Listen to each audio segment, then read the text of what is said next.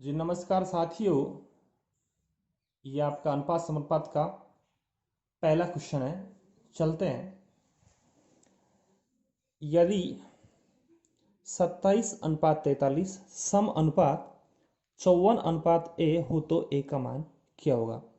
यहाँ पर ये कंडीशन होती है a अनुपात b सम अनुपात c अनुपात d। ये आपके चार पद है। जब भी आपका ऐसा होता है चार पद हो तो कई बार आपको दो पद देगा, तीन पद देगा, आपसे चौथा पूछ लेगा तो ये आपके बाह्य पद हैं। तो आपका हो जाएगा बाह्य पदों का गुणा बराबर मध्य पदों का गुणा। ये आपके मध्य पद हैं। तो आपका इस प्रकार यहाँ पर है तो आपका 27 गुणा ए हो जाएगा। 27 गुणा ए ये आपके बाह्य पद हैं। और 43 गुणा 54, 43 गुणा 54, 27 से कम 27, 27 दुना 54, तो ए का मान आपका आएगा 43 दुना 86। तो आपका जो ए का मान आएगा वो साथ ही यहाँ से आएगा 86। शायद आपको समझ आ गया होगा। अगला क्वेश्चन है आपका 6:24:12 का चतुर्थ अनुपाती क्या है। यहाँ आपसे तीन मान देकर चौथा पूछ रहा है। तो 6:24 सम अनुपात 12:a मान ले इसको। आपके चार पद बन गए। यहाँ पर मैंने आपको अभी अभी बताया। तो बाह्य पद 6 गुणा a और ये मध्य पद है 24 गुणा 12। 6 दूनी 12, 6 दूनी 12। तो a का मान आपका आएगा 24 दूना 48। ये भी आपको समझ आ गया होगा। जब भी ऐसा क्वेश्चन आए चतुर्थ अनुपाती का तो लास्ट चौथे वाले पद को अपन x मान लेंगे तो आपका ऐसे क्वेश्चन हल हो जाएगा। चलते हैं अगले सवाल पर। यह आपका सवाल है तृतीय अनुपाती का। आपको यहाँ से दो पद देकर आपसे तृतीय अनुपाती पूछेगा। तो जब भी ऐसा आए 8:16 यानी कि जो सेकंड पद है आपका 16, इसको दो बार लिखेंगे और अंत में मानेंगे x।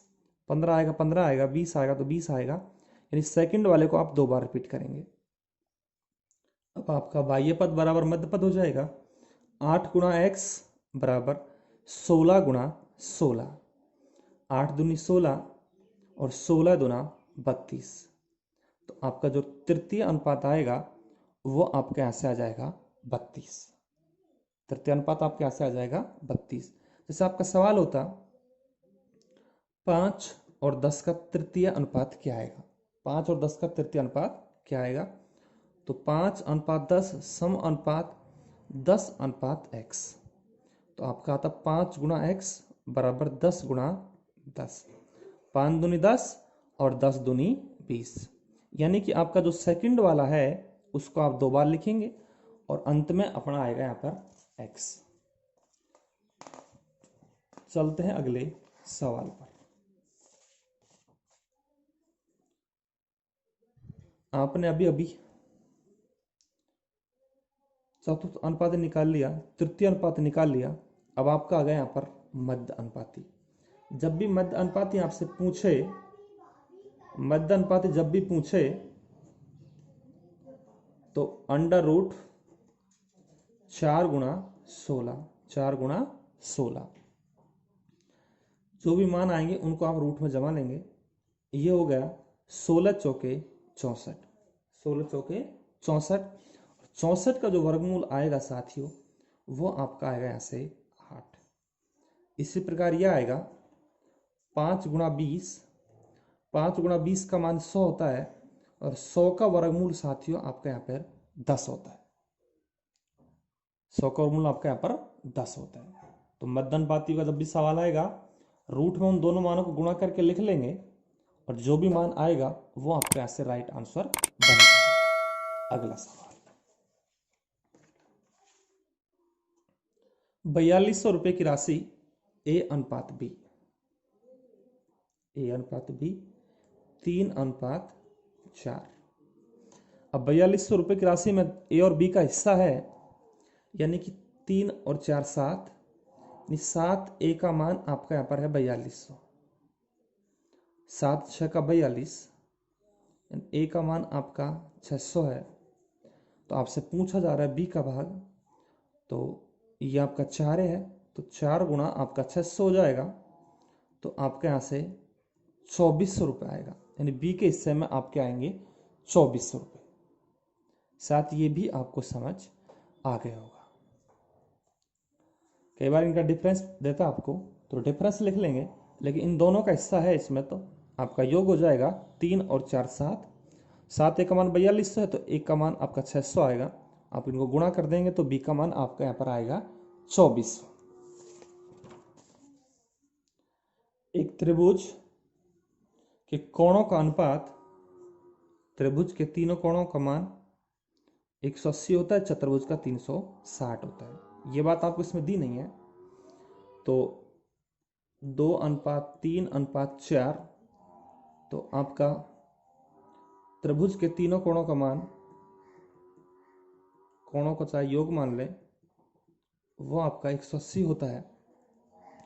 2 3 5 और 4 9, 9 ए का मान आपका 180 है, तो आपका ए का मान आएगा यहाँ पर 20। ए का मान आपका ऐसे आ जाएगा 20। आपसे बोला जा रहा है सबसे छोटा, सबसे छोटा, तो सबसे छोटा आपका 2 है, तो 2 गुणा आप 20 कर देंगे, यानी कि 20 दूनी 40। आपसे बड़ा पूछता तो 20 के 80, 20 के 80। साथ ये भी आपको समझ आ गया होगा। चलते हैं अगले सवाल पर।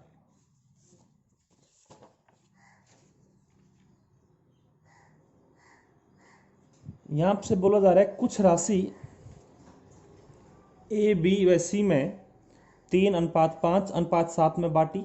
यदि ए व सी को मिलकर 480 रुपये मिले, यहां आपको ए बी सी 3:5:7।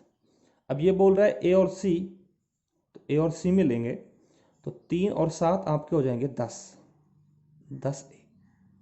अगर बी और सी मिलता तो 12 बनता, तो 5 और 7 12। ए और सी मिलेंगे 480, ये खत्म हो गया। ए का मान आपका आ गया यहाँ पर 48। अब आपसे बी का मान पूछ रहा है, तो बी का मान आपका 5 है, तो 5 गुणा कर लेंगे आप यहाँ से 48। 5 8 40, हासिल का 4, 5 के 20 और 4 24। तो बी का जो वैल्यू आएगा वो साथियों आपका यहाँ पर आएगा 240। फिर सुन ले एक बार, ए और सी का दिया है तो 3 और 7 आपके 10 हो गए, और इसका मान आपको 480 रुपये दिया है, तो 0 कैंसिल हो जाएगा, ए का मान 48 आएगा। जो भी आएगा आप इसको गुणा कर लेंगे, 5 गुणा 48। कई बार आपसे टोटल पूछ लेता है, तो एक का मान आपका 48 आ गया, तो आप इनको 3 और 5 8 और 7 15, 48 गुणा 15 कर लेंगे, जो भी आएगा आपका वो टोटल वैल्यू आ जाएगी।